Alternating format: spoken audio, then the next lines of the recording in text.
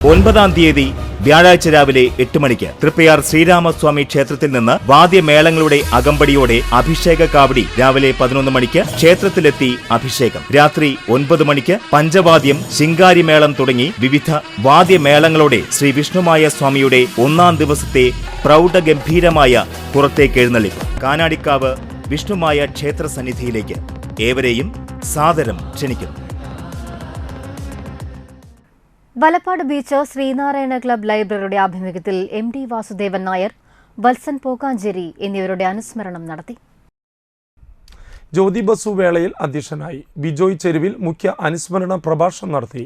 സുരേഷ് പട്ടാലി, ലാൽ കച്ചില്ലം, ജോസ് താടിക്കാരൻ, സുദീപ് പൊക്കാഞ്ചേരി, ദേവൻ ഉള്ളാട്ടിൽ, ഷൈനി സജിത്, ഷീജ മുരളീധരൻ, സജിത് വേളയിൽ, സുരേന്ദ്രൻ തറയിൽ, സുരേഷ് ചെരുവിൽ, ശ്യാമൻ പത്തായക്കാട്ടിൽ, Ashokan കാളക്കൊടുവത്ത്, PS Bijoy, Shiju master എന്നിവർ സംസാരിച്ചു.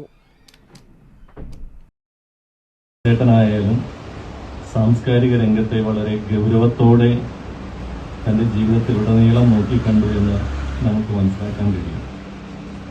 MT 1958 തൻ്റെ ആദ്യത്തെ നോവൽ നാലുകെട്ട് പ്രസിദ്ധീകരിച്ച് ഒരുപക്ഷെ 1984 രണ്ടാമൂഴം പ്രസിദ്ധീകരിക്കുന്നത് വരെയുള്ള കാലയളവുകൾ പരിശോധിച്ചു കഴിഞ്ഞാൽ